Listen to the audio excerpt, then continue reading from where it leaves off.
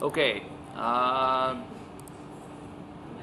Questions before we start from last time about anything endocrine related at this point, or metabolism absorption? We're going to continue with the metabolism absorption. Anything about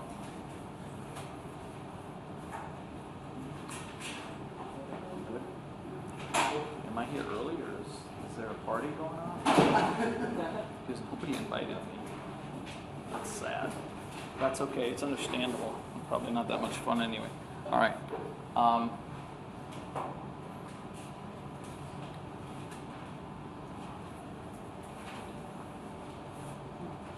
That's weird.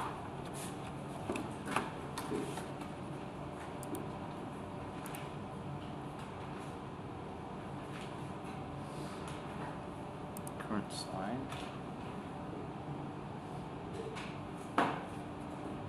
There we go. Okay, that's much better. Thank you very much. Okay.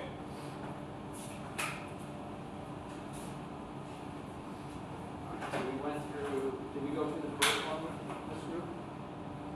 Did we talk about cholesterol balance yet? Yeah, we did. All right, so you're a little bit ahead of the other group. How about all of this? Post-absorptive? We did. We didn't touch this one yet. This is a good start. This is the one we finished. Okay, let's start with this one. All right, so this one we're looking at what happens. So to frame this, the endocrine system, the nervous system, a lot of this, we're looking at what happens immediately after you eat, right? And then in a period, the post-absorptive period is a period, and you can imagine a time 3-4 hours after you eat, right? Because eating is a very hormonal event, right? Because what you eat, how much you eat, not only is it the calories that come in, but it's the effect that everything has on a hormone, right? So for instance, just to keep framing, you got to keep this whole thing in context of why we're doing this, right? You have to understand why. Whenever you eat a carbohydrate, right, regardless of what type of carbohydrate it is, you're going to elicit an insulin response. You're going to, it has to be. Now, some bigger, some smaller. Whenever you eat a protein, you are going to elicit an insulin response because some of that protein gets delivered in amino acids to the liver, and some of that protein gets converted to carbohydrates via gluconeogenesis. So if you're just eating protein, you're still going to get an insulin response, right? So that's important to know. Some people don't know that. Whey protein, which is the liquid portion of milk, it's the liquid, right? Because there's two major proteins in milk. Casein is one, it's the solid portion, right? And then there's whey protein. Milk is mostly casein, with about 80% casein and about only 20% whey. It's the liquid. When you make cheese, the liquid that comes off of the top of that cheese, that's whey. That's where they get it from, right? Whey protein will elicit a larger response, insulin response, than some carbohydrates. Yeah, huge. And if you couple that with carbohydrates, the response is even bigger. People don't even realize. So you're affecting hormones. Fat, on the other hand, does not. Right? You don't get an insulin response with fat.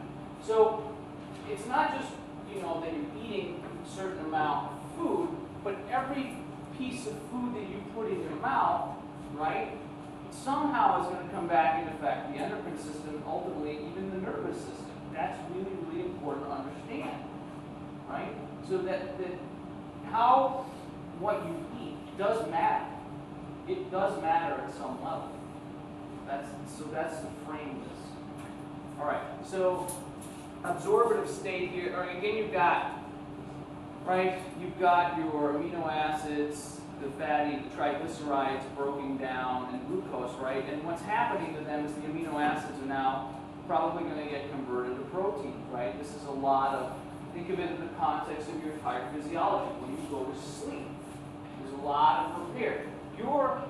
When you go to sleep, your metabolism slows down the first half of your sleep cycle. Let's say you sleep 8 hours, we'll pick a number, right? The first 3 or 4 hours, it may slow down. But then the next 3 to 4 hours, it actually goes above what it is during the daytime.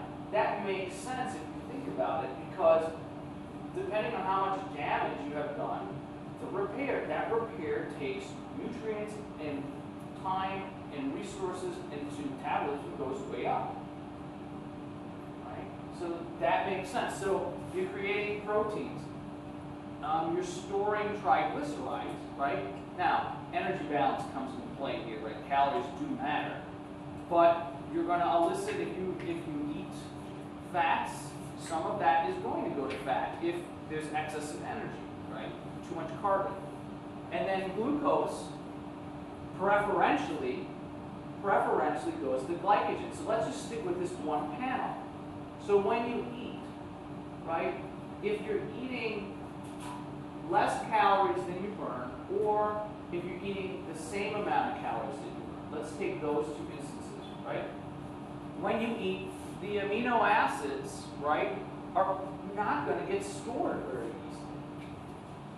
They don't, because you need them, right? So if you can't store them very easily, that means they can't be stored very easily. It means you can't put them on as weight.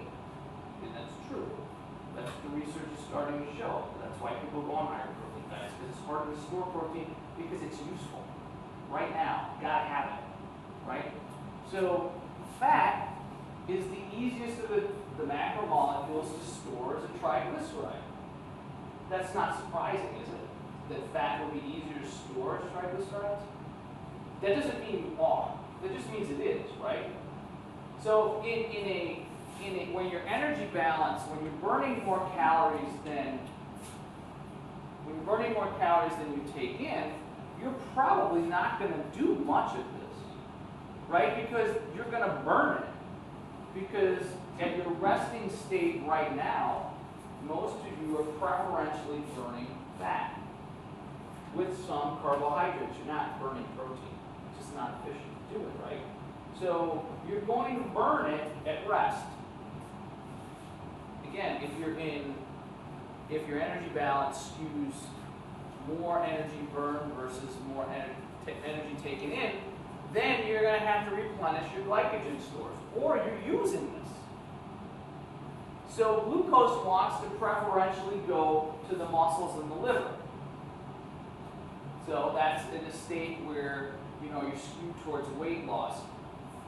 If you're skewing towards maintaining weight, to put this in perspective, again, amino acids going to proteins, some triglycerides going to be stored as fat, and a lot of it's just going to be utilized, be converted to glucose.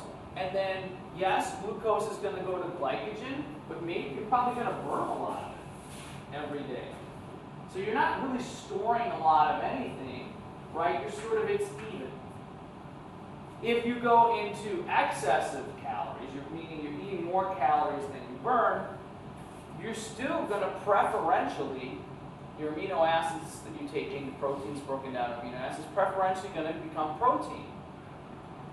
It is difficult. It is difficult to burn it, but it's not impossible. So about 25% of the calories from any protein you eat are going to be used to process it, right? And it's only about 10 to 15% to process a carbohydrate, and then fat, it doesn't take much to process at all, right? So that matters too. Again, now you're in an overfed state. If you're in an overfed state, eat a lot of fat, guess where it's going? Straight to wherever you don't want it to. Okay? Overfed state, you're going to fill the muscle glycogen and the liver glycogen first. Obviously, you're going to use some of it because you need to maintain the motors, the engines are turned on, right? But then the rest of it's going to go where? Well, adipocytes have lots of insulin receptors, and they're super sensitive to insulin. They love insulin because it makes them get bigger if there's too much. So what you eat and where it goes and what gets triggered is somewhat dependent on the energy balance to some degree, right? And where your body can shuttle, right? So there's there's a shuttling system that knows where to send things at certain times. It's kind of an interesting system. So there are some, if you read the literature, I'm interested in this kind of literature, there are compounds that are called partitioning compounds. I don't know that they actually exist. So green tea is supposedly a partitioning compound. The flavonoids in purple and blue tinged fruits and vegetables tend to be partitioning compounds. I don't know if I believe any of that, but the body does partition things, right? Depending on the state, you're going to, and how much of a hormone is going to be affected. So glucose, right? The glucose that's getting burned, ultimately you're going to go through glycolysis, right? And then the Krebs cycle, oxidative phosphorylation, electron transport, and then you're going to pump out ATP. That's what the energy is. And CO2, the CO2 you breathe off, right, is mainly from that process, and then water. Or glucose can then stored in the glycogen, is glycogen in the liver or fat. So this is immediately following a meal. In hours after, 3 or 4 hours that meal, and again, you could break this down into I'm not eating enough calories, I'm eating just enough calories, or I'm eating more calories than I need. The arrows start to point in the other direction, right? If you go long enough, you start to break down some proteins, although this is a bit exaggerated. You really don't break down proteins in a short period of time. You actually don't go, and I've said this before, you actually can't induce the starvation mode mechanism until you've gone 3 days without eating anything. That's a long time to not eat anything. Then the starvation mode mechanism will kick in. So this whole breakdown of protein, there is some of this goes on, but it's minimal. It's minimal. Triglycerides, remember I showed you that graph about energy balance, and if you're looking at insulin spikes and meals, and you have a positive and negative, and this is time, all right, in hours, and this is energy balance. Right, you eat a small breakfast and a bigger lunch, right? And as long as so this is the positive side, this is the negative side, and then as long as each one of these downs essentially matches the ups, right?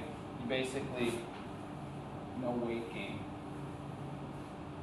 No weight gain or loss.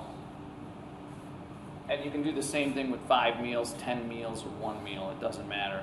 So there's going to be a point where you're using the resources that you've taken in, right? That's what happens.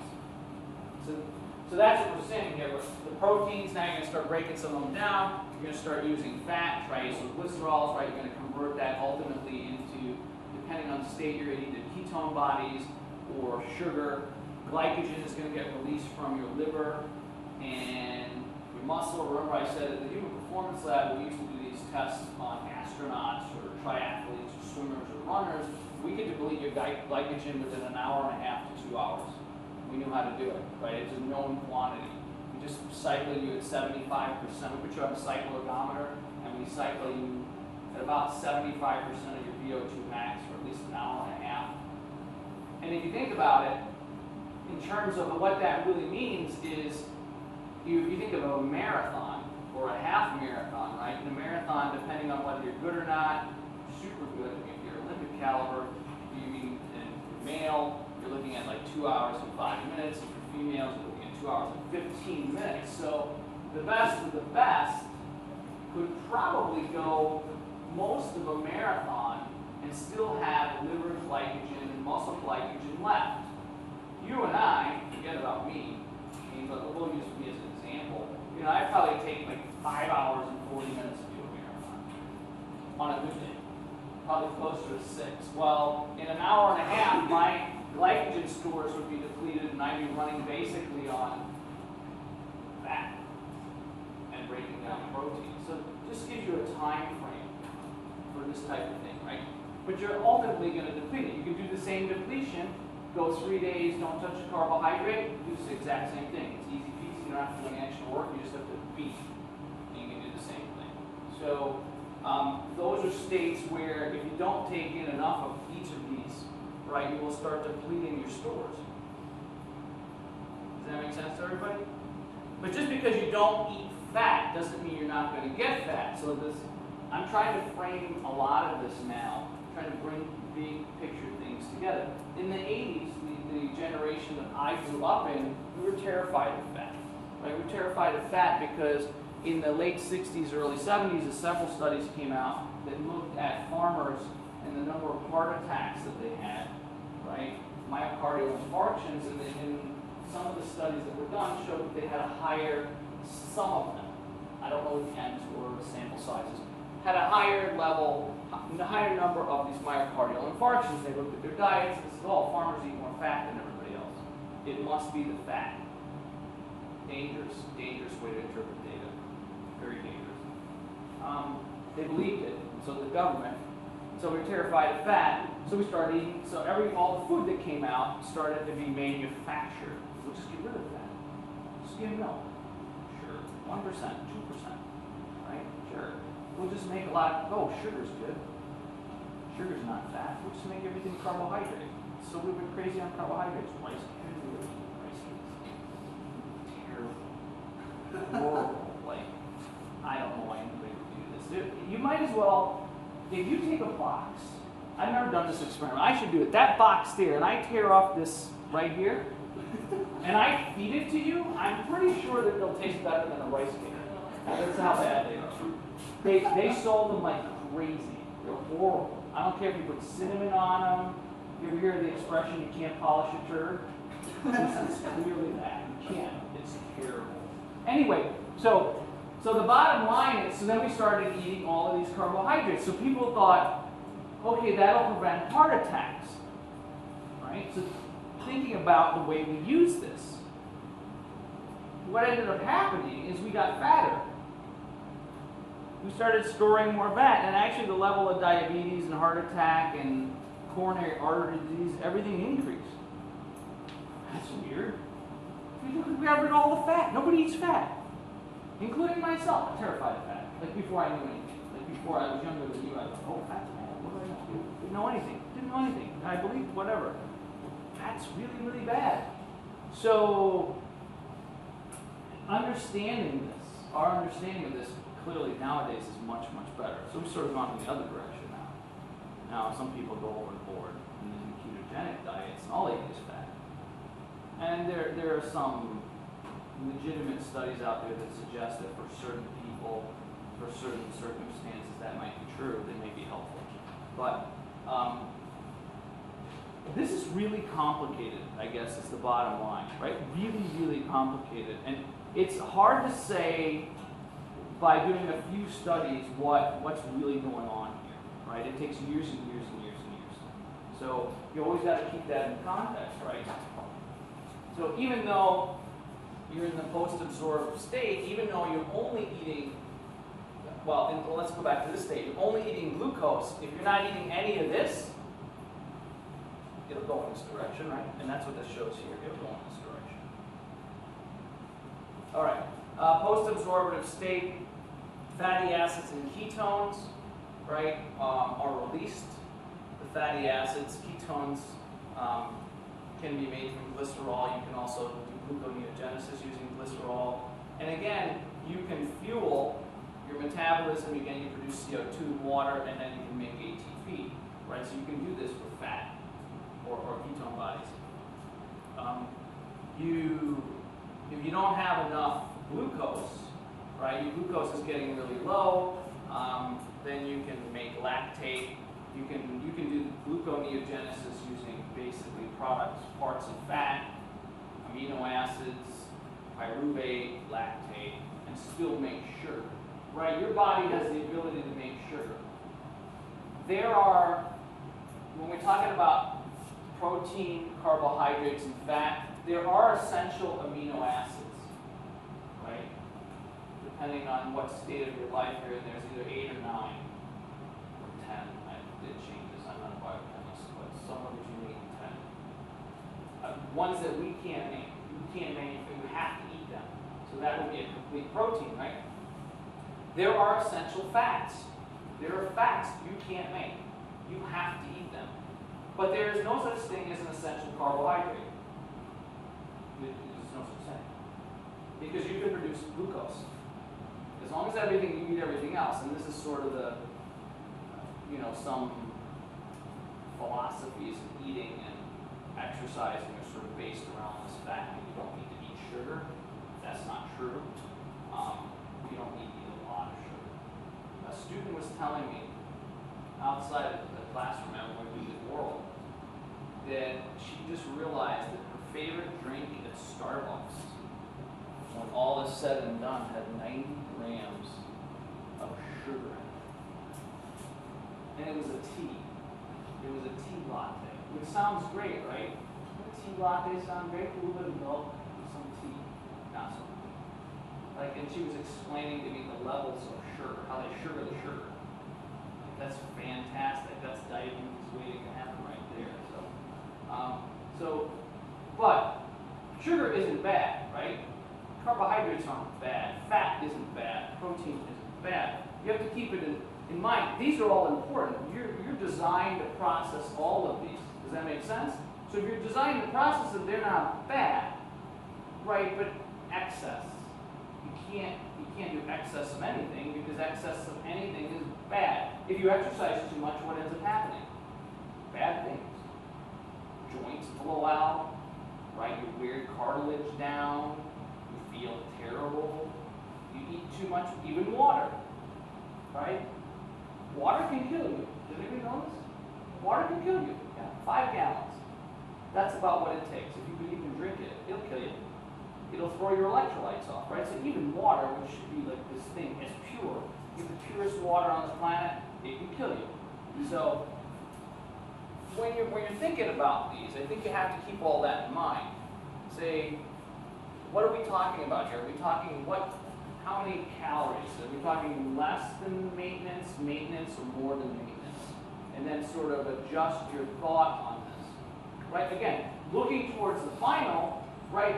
It's a big question. It's a situation, and you have to be able to think outside of the box. Take everything you know and say, okay, let's think about this for a second. How could we apply this in a reasonable way based upon what we have learned? And not just look for an answer. Not memorize an answer. There's no memorizing answers on this exam. It's not possible. Okay, so you can memorize certain things and use them and interpret them. But you can't memorize the answer. You just can't. All right. So we'll keep talking about insulin here, right? Because something like this may show up, something that's associated with sugar. Who knows? Right? So you have an increase in plasma insulin. What does that do to these different areas? Well, your muscle increased glucose uptake and utilization, right? So your net glycogen synthesis, meaning you're going to store more sugar than you use. Does that make sense? You're in the post-absorptive state. The absorptive state. Net amino acids, you're going to uptake amino acids. Right? You can actually, your muscles will absorb more protein if carbohydrate goes along with it. Yeah. That's right. That's why if you're an athlete and your coach or your trainer says that in your post-workout meal, you should have sugar with your protein, that's true. Because it speeds up the recovery process because you take up more protein with the carbohydrate. Now there's a limit. But it does work. Right? So you're not only going to have amino acid uptake, but you're going to increase protein synthesis slightly more. Right? With the sugar. So sugar isn't bad, right? That's not bad, that's good. Adipocytes, right? You're going to increase glucose uptake and utilization, net triglyceride synthesis. It depends on the calories you eat, right? How much of it? Again, if you go to BW3s and you have, I don't know, what's their big wing, like 96, 99? I saw one of those obscene dishes once. They brought it out in like 5 different trays. It's obscene. Like you could order a meal and it's like 96 wings. That's a lot of wings. I don't know about you, but that's a lot of wings. Even if each one of them doesn't, and wings don't have that much meat on them, but even if they don't have that much fat in them, 96. If they each have 1 gram, that's 96 grams of fat. That's more fat than most of you eat in an entire day. That's a lot. So, liver, gluconeogenesis, the process of making sugar, right? De novo is going to go down.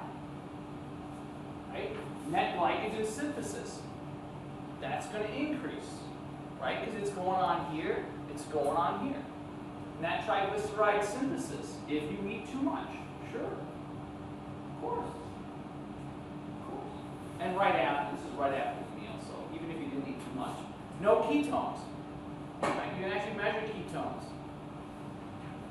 If your plasma insulin goes down, so this is right after a meal, right? And then this is a couple hours before where your insulin starts to creep back down. So 3 to 4 hours after a meal. Well, then the exact opposite. In the muscle, glucose uptake is going to slow down. You're going to cannibalize, right, catabolism of the glycogen. You're going to convert the glycogen back into glucose, dump it into the blood to use it. Net protein, you're going to be catabolic. Now, catabolic. So, and this is sort of where, I was talking the other day about growth science, where in the realms of people who are physique athletes, they sort of came up with this on their own, that, well, if this is happening, right, this is where a little bit of knowledge is dangerous. Like, you know this much, and you think, whoa, now I get the world, I understand this. Because the greatest biochemists in the world don't even understand this, but I took a class, I paid attention for 5 minutes, I got one little fact, and now I know everything. And this is what happens. That's how growth science goes. And so what ends up happening, protein catabolism. We're breaking down protein. Oh, my muscles are getting smaller. No, that's not true. That's not true. They've done fasted studies where people fast. Okay, during Ramadan, if you're Muslim, right? In that faith, you fast. If you're Christian during Easter, you fast, right? There's all kinds of religions that have fasting in it. It doesn't happen. You don't waste away to nothing. Basically, you don't eat anything all day long, and then you eat at night. You don't waste away. They've done the Muslim studies. So it's a balance, right? A little bit of information, too dangerous sometimes. Net amino acid, you're going to release them? Sure, you're going to release some. Sure. Fatty acid uptake and utilization. Well, you're going to have to, why are we taking, if plasma insulin is low, why are your muscles going to take up more fatty acids? If your blood insulin levels are low, why is the skeletal muscle mainly, but the other muscles too, going to take up more fatty acids? Why would that happen? Courtney. Speculate.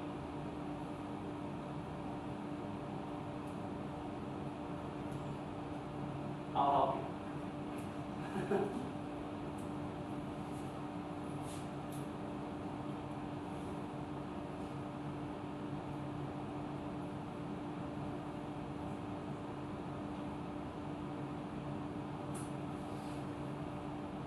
That's the clue. Is that? Glycerol comes from what?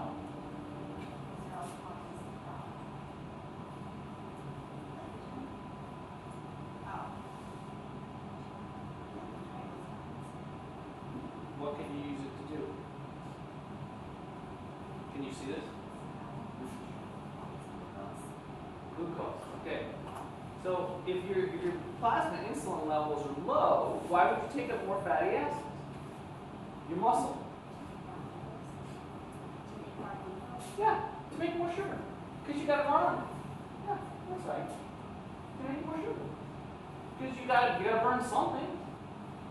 Right? How are you going to make ATP? You got to burn something. The furnace needs the wood. Coal, wood chips, right? You got to run the furnace on something. Your metabolism is like a furnace, right? And it predominantly prefers sugar, right? There's a saying within some biochemists, nutritional biochemists, not like Janice Polino biochemists. Like, we got to differentiate here because they're different styles of biochemists. That basically fat gets burned. Triglycerides get burned in a carbohydrate oven. The oven runs on carbohydrates. It prefers to run on carbohydrates and then burn fat. That's the way it works. So it runs hot when you're doing something on carbohydrates, but now at rest, it'll burn fat, but it wants to run on carbohydrates. It's preferential, right? That's why we like it so much. Okay, so adipocytes, decreased glucose uptake and utilization, net triglyceride metabolism. This is metabolism. Getting back to this, what did I say happens about an hour every day before you wake up in the morning? Think about the endocrine system.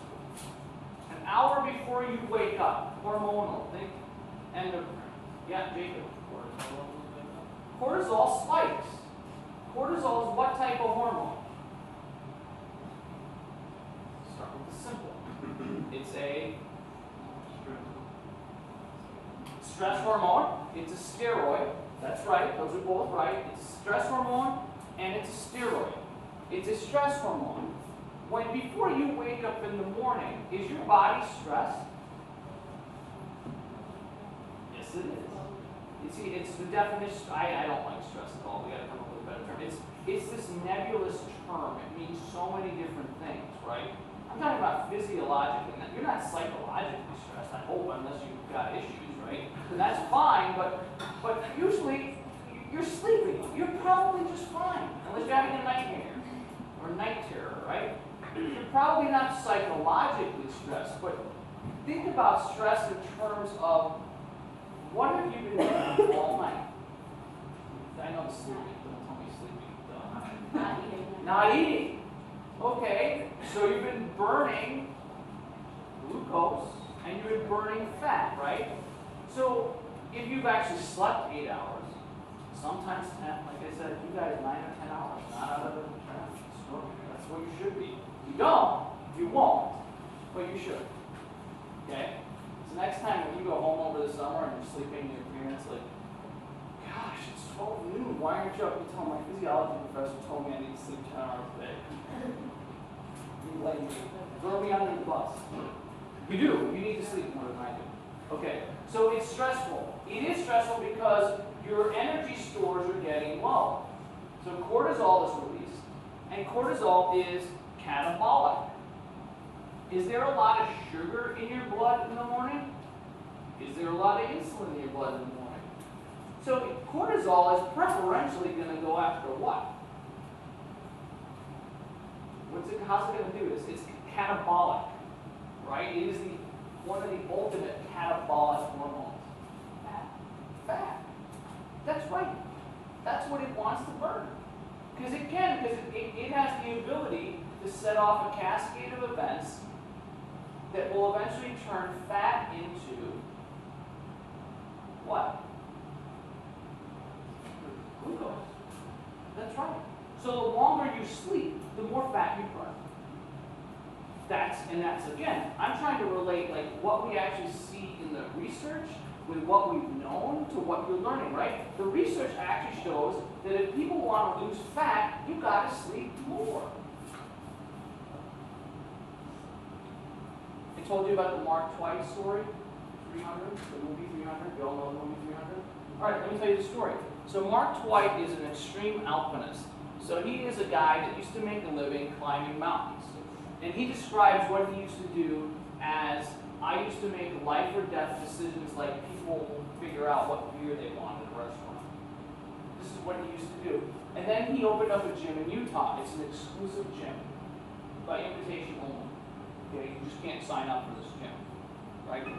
In this, he was the person, I have no idea why, that the director and the producer of 300, the movie, everybody knows the movie? You know, the gladiator, right? Spartans, yeah. So said, you're going to train. You're going to train my cast, all of them. Imagine that. Like, I didn't just get one client, I got an army of clients. But here's what you're going to do. You have to train them.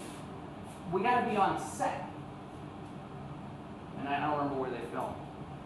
On set, you've got to come with us. You've got to leave your home, and you've got to come with us. So Mark Twain said, sure. but we do everything my way. I'm in total control of everything they do outside of the acting. I'm in 100% control. What do you mean by that? I tell them when to train, I tell them how to train, I tell them when to sleep, and I tell them how to eat. That's my bottom line. And he doesn't care, he didn't want the money. Sure, we'll do it. So what do you do? So they got them all. They got all these cast members, a lot of cast members, right? Gerard Butler was a star, right? They got them all, and they started training them, and they were doing acting, and they had to train lots during the day. So he trained them in the morning, right? Told them when to get up, 5, 6 in the morning, because they had to, because they had to film. This is only part of their day. And he trained them the way he decided, right? And then he said to them, I need a chef. I need an army of chefs, actually, because we're going to feed them. Well, we'll go buy, no, you're not going to buy anything. I'm going to tell you what to feed them. And I'm going to tell you how many calories to feed them. Interesting. Sure. Why not? Sure. This guy's crazy, but we'll go with it, right? But that's what he told them. He says, no, I'm going to, and so they fed him. And they determined the calories for every person. And then what he did is he said, oh yeah, the sleep thing.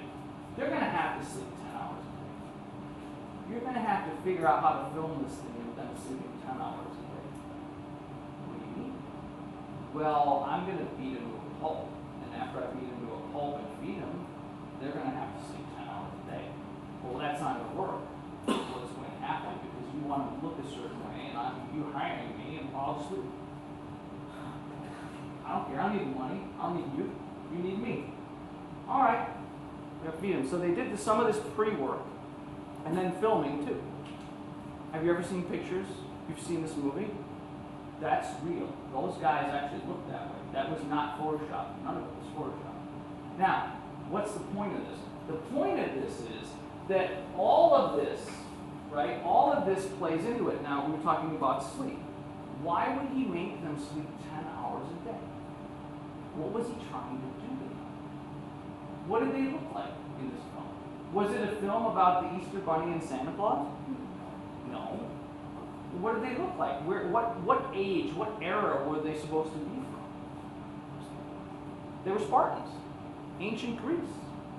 They were half naked all the time, right? Not very exciting for me as a male, but maybe as a female, it's very exciting. I don't know. I just wasn't very excited about that part. They're half naked most of the time, right? They look pretty good, right? He wasn't concerned about making them bigger. He wanted them to look good. So he understood that sleep is important. And if 8 hours, 7 or 8 hours is good for the normal person, and I'm going to beat him to a pulp every day, right? And he made them train with their shirts off. So a lot of these guys came in like blobs. They did. And he made them train with their shirts off. Now you can do this with females, it'd be wrong in many kinds of ways, but he's training mainly males, right? Why he made them do that? Psychological, right? I control you. But sleep is super important, right? And he knew that they were going to burn more fat if they slept longer, and they were going to be tired, right? And he understood this. He understands this, right? He's not a physiologist. He's not a scientist. He doesn't have a PhD. He doesn't have a medical degree. But he understands this. He's smart, right? He really understands this. And he knew what he had to do to induce this to occur. So he manipulated the system. Did it work? If you haven't seen the movie, take a look. Go online. There's actually pictures of them, of these guys in training. Just Google Mark Twight. Jim Jones is the gym that he owns in Utah. Right? So and there are pictures of those articles. Anyway, the bottom line, sleep is important, right? Why is sleep important? So what would they take it? So is cortisol a bad hormone that people say it is? It can be, but it wasn't for them. In the morning, it's not bad. Now, on the other hand, if you're doing all this and you're eating, 5,000 calories a day, and on top of that, you're stressing. So you're eating all this excess of sugar, like my student, the latte with the milk, the tea latte, whatever it is, matcha. What is it, matcha? Is that what it is? I don't drink this stuff. For me, it's all about coffee, right? It's just giving the straight lead right into the veins. But matcha latte, whatever it's called, make up a name. Anyway, 90 grams, right? So you're eating all this excessive sugar, and now you're super stressed. Is cortisol going to do its job? Because you're pumping out lots of cortisol. Sure it will. Cortisol's like, yeah, it's like a bull in a china shop. Sure, you want me to destroy it? I'll take things apart. Take apart proteins, take apart fats, take apart the carbohydrates. But you have lots of blood sugar in your blood. That doesn't matter. That's what I do. I just destroy it. Bull in a china shop. Take it all down. What's it going to do to your glucose on top of the high glucose that you have? Go up even higher. So is cortisol bad there? Well, no. What can it be? Yeah. Okay. So you can put this in context. When you're looking and learning this, okay, you can do the memorization on your own. I want you to start thinking about everything that you have learned this semester in context of real life. And start saying to yourself, what if? What would happen if? What would happen to the nervous system? What would happen to the cardiovascular system? What happens to the skeletal muscle system? What happens to energetics? What happens to the endocrine system?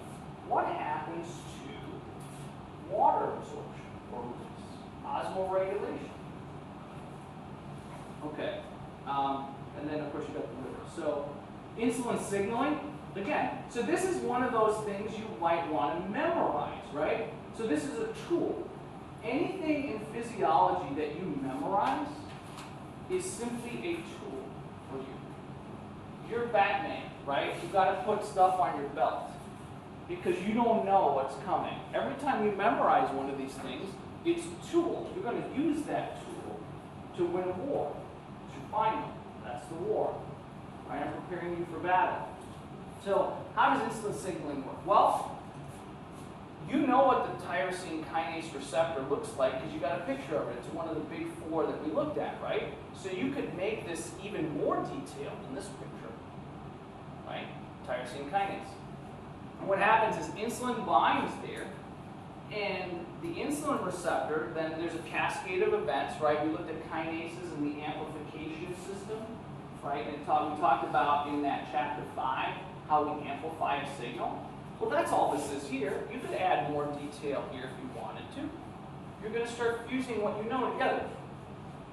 There are these vesicles floating around in fat cells, in all cells of the body, but we like to talk about, when we talk about sugar, we talk about insulin, we like to talk about it in terms of muscle cells and fat cells, right? But all cells have them. They have to have them because they require this, right? But we usually like to talk about them in terms of fat cells and muscle cells because those are the ones that are most likely to absorb. That's why we do it. But all of them have them. They have to. And in those cells, and we'll use muscle cells as an example, right? You have these vesicles floating around with glucose transporters. And those glucose transporters are just sort of hanging out. That's what those green blobs are. Right? And the glucose transporter, there's 7 or 8 of them. Right? And the ones that are floating in here are called the GLUT4 glucose transporters.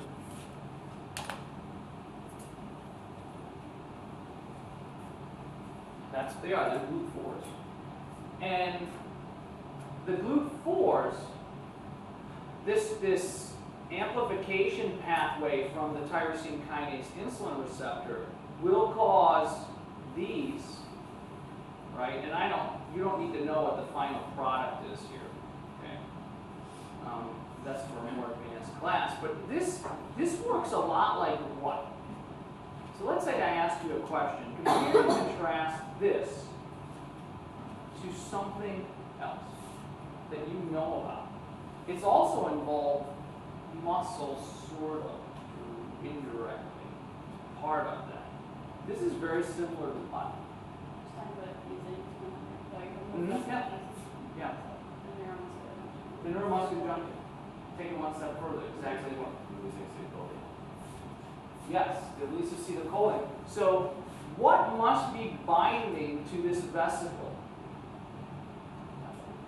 What? Calcium could be involved. Yeah. What else? What about the acetylcholine mechanism, the presynaptic terminal?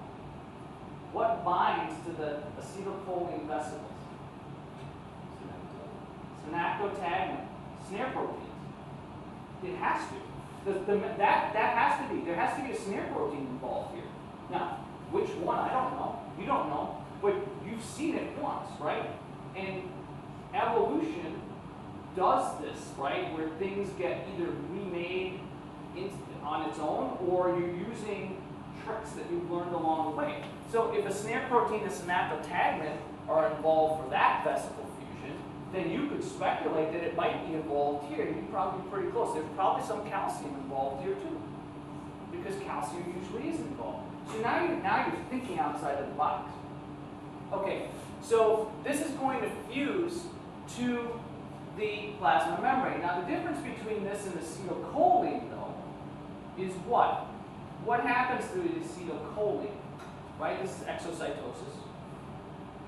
What happens to acetylcholine? It's just released. Are the glucose transporters here released?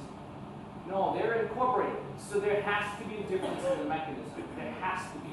It can't be identical. Because if it's identical, you would release them into the interstitial fluid. Well, that doesn't do you any good. So something has to keep them attached.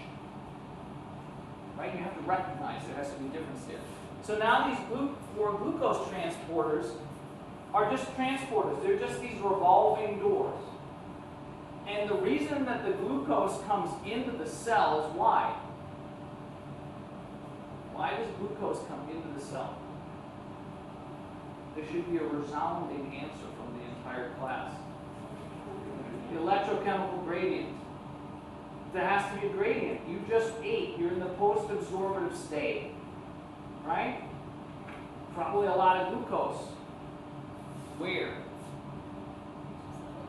Out here, because there's a lot of it in the blood. And so these are just revolving doors. If there was more glucose inside the cell than out, which direction would the glucose go? Out. That's right. That's right. Assuming it's not bound. So the cell's funny that way. The cell binds it up. It doesn't keep it in the glucose form. Right? It changes it so that it can't go out to the glucose. So even if it is higher, there's ways around it. Tricks. Biochemists. Okay? And then when you're done with them, do the glucose transporters hang around? No. They're temporary. They're temporary. But when they're there, can you pull more sugar out of your blood?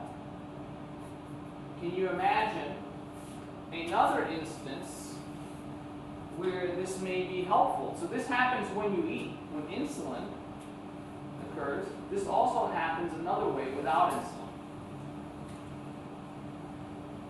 There's a non-insulin dependent glucose uptake mechanism. It's calcium dependent. Anybody know what it is? Exercise. And not just any exercise. Heavy exercise.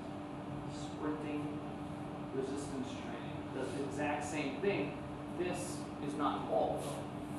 So if you're a diabetic, type 2 diabetic, this signaling cascade doesn't work really well, does it?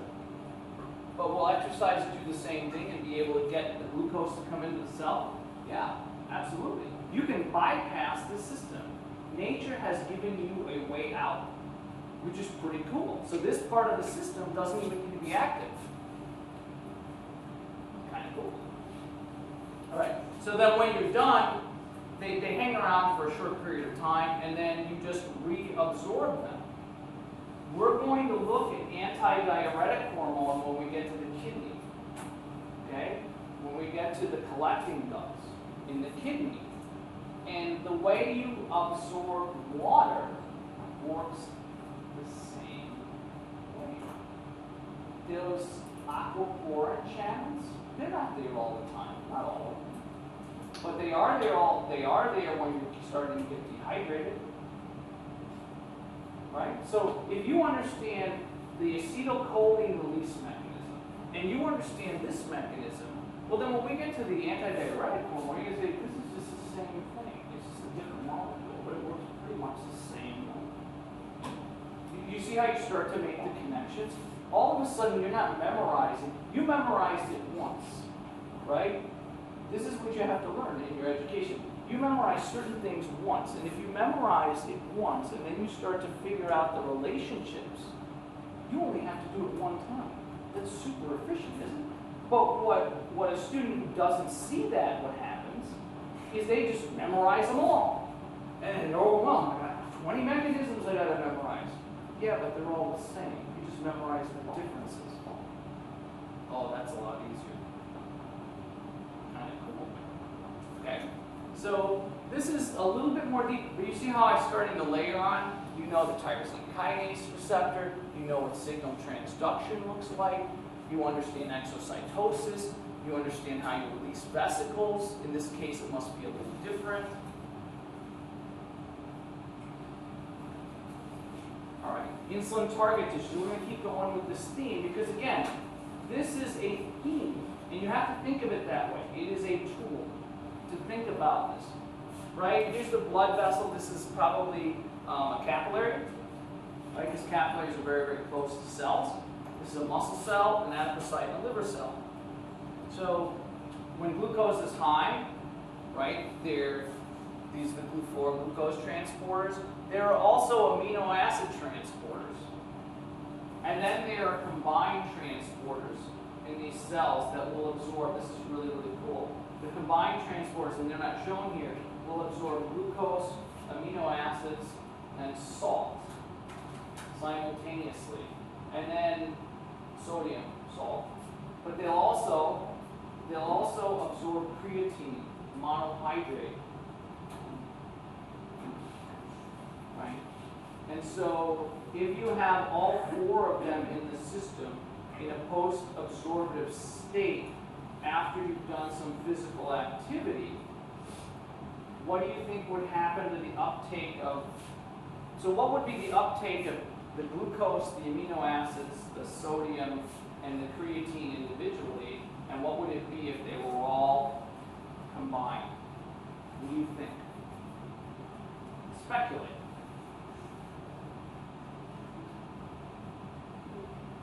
What do you think would happen? If you had the individual transporters or the individual molecules, which you do, and then you have the super transporter, what do you think would happen to the uptake of these molecules if you ate them all together? There's 3 options. It's going to go up, it's going to stay the same, or it's going to decrease. What do you think? That's right. Is it just going to go up? Think about this for a second.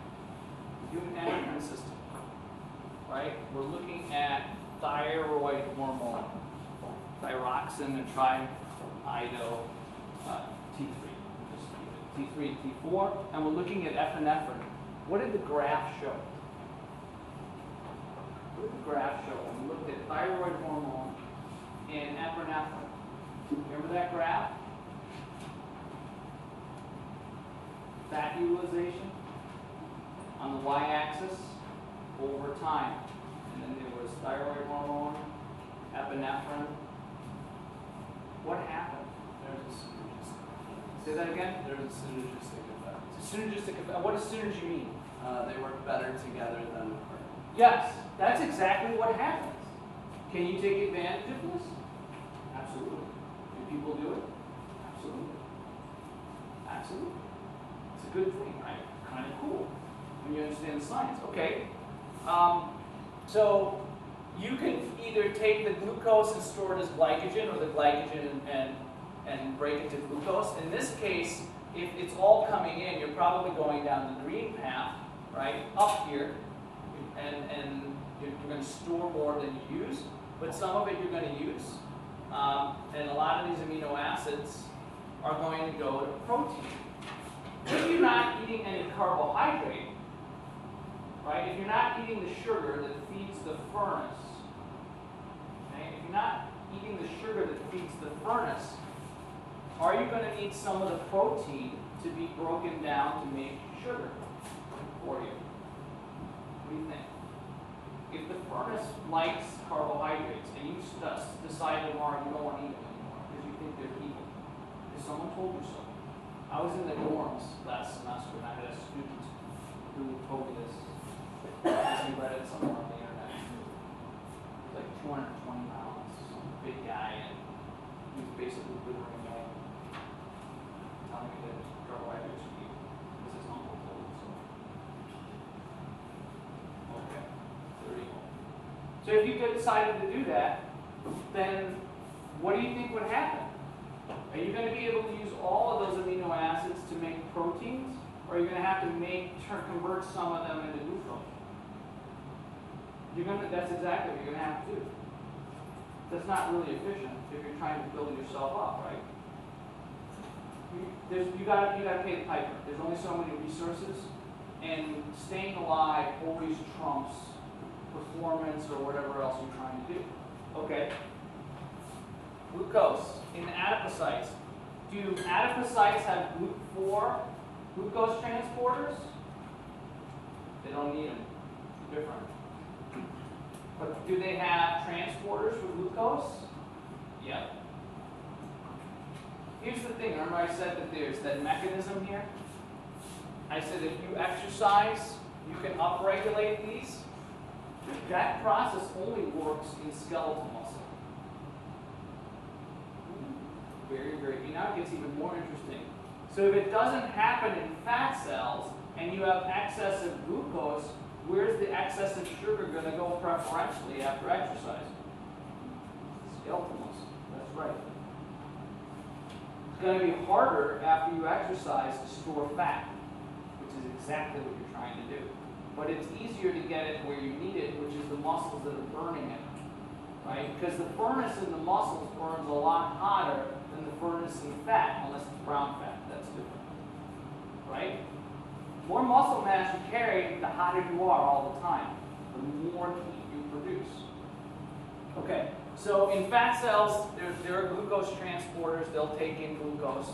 Because remember, I said there's 7 or 8 different versions. GLUT4 is just one. And you can, depending on the state you're in, you can convert it to glycerol, phosphate, fatty acids. You can make triglycerides, right? You can then break down that. So it depends on what the state is, right? If you're taking in too much, then obviously you're going to store it. And then glycogen in the liver, right? So you can make glycogen, right? And then you can take glycogen, a little bit of baby biochem here, right? You can take glycogen when you want to break it down and go to glucose 6-phosphate, right?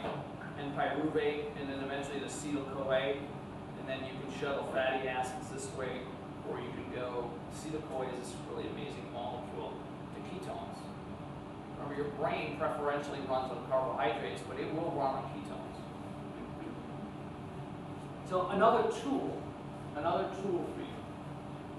All right, more insulin. So this is, again, they're making the connection. The authors of this book are using insulin as the example, but they could do this with every hormone we've looked at, right? They could do this exact same thing.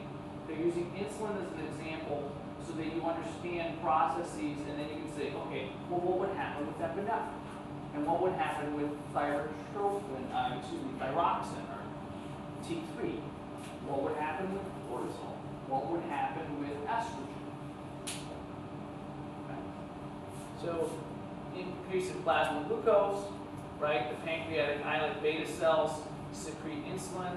It goes into the blood. Adipocytes and muscles increase their glucose uptake. This is very basic, right? The liver stops producing glucose and starts taking it up, and then ultimately you restore. So this is a very simple, and we've seen this diagram before, right? You could start with this on an exam, and then go into a series of things that you could show or talk about. The more you know, the more tools you have in the belt, the better your answer. Control of insulin secretion. This is where it starts to get a little confusing. So, increase in plasma.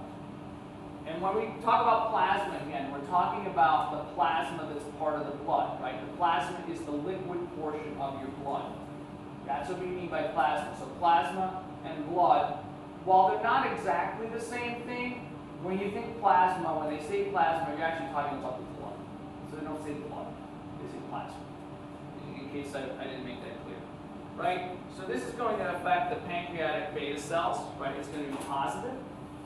So meaning that if amino acids go up, you're gonna have an insulin response. Right? Incretins are another type of compound that gets produced. That's going to have an effect on insulin. Plasma epinephrine has a negative effect. So insulin and epinephrine are these competing hormones. If you think about it, when you have an epinephrine response, in the most extreme, you have a fight or flight response. Are you really concerned about insulin? Not really. Don't have to be, right? And so you're going to block insulin production during the flight or fight response because that's not really that important. Parasympathetic activity is rest and digest. Well, insulin is part of the rest and digest system. So when you relax, right, you're going to have a small insulin response. Now, that sounds bad, but it's not, right? It's not a huge response. So what they haven't done here is they should have made these pluses and minuses bigger or smaller, thicker, right, so that you can see the magnitude. Plasma glucose obviously is going to cause insulin. So ultimately, if all of these inputs, and there's more positives and negatives, and you can do this for any physiological system, then insulin secretion is going to increase. If you had more negatives than positives, then insulin secretion will go down. What about insulin's response, the response of glucose, or the effect of glucose on glucagon? Well, decreased plasma glucose, pancreatic alpha cells will produce more glucagon, increase glucagon in the blood, which will increase glycogenolysis, glyconeogenesis, and ketone. Glycogenolysis is the breakdown from glycogen to glucose. Gluconeogenesis is taking proteins and parts of fats and making glucose. And then ketone synthesis. And these are these compounds that your brain can work on. Like I said, if you're diabetic, you have lots of them in an uncontrolled state. You get pulled over by a state trooper on the highway. They do your breathalyzer test, you might fail, but you say, I'm a diabetic. Prove it. Where's your card? Okay, sympathetic response to low glucose. Again, glucose, glucose, glucose. All right. So we won't go through this, but you can see that. All right. So we'll stop here because now we're going to start talking about cortisol. Okay, a lot. We're getting to the point with this where I'm really trying to bring things together. When we talk about the kidney, the renal system, the urinary system, I'm going to try to do the same thing. There are going to be some new things, though. I'm not just going to be waxing poetic. That's the way I want you to think. All right? A lot of it's thinking. It's starting to turn around and think a certain way. If you haven't been doing it, you need to start because you need to do it as a group. Okay? The more you can do it, the better off you're all going to be. All right, any questions? I know I'm throwing a lot at you. It's complicated. I'm trying to connect the dots for you. I'm showing you how I connect the dots. I want you to think that way. All right? I don't want you to be one-trick ponies and just memorize things that you can't think. I want you to be able to think. That's really important to me. So, any questions on any? It's a lot. So it's a lot to digest. Any questions? All right. Have a great day.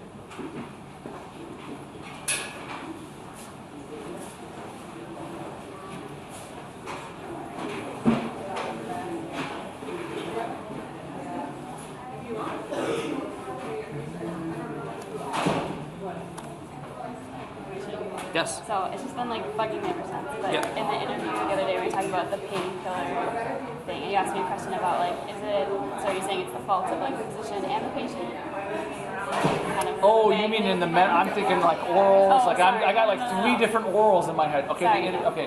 So the Remember that, like, painkiller. Yeah. Yeah, we're talking about painkiller. And just like the epidemic that's going on, how people are using With it heroin often, and like oxycodone. Yeah. So, and then you asked at the very end, and like it was like the last question, and you're like, so is it equally the fault or like a physician and patient? And like, I'm not happy with what I said, but like how? What did you say? I don't I think remember. I said depends on the situation, and then Brown Holland's like time up. So that was like, Okay, the end so of it. well, But it's it's a never good. the patient's fault. So let me like, just shut this thing off. Well, in I mean, like, obviously, everybody everyone takes is some that. responsibility.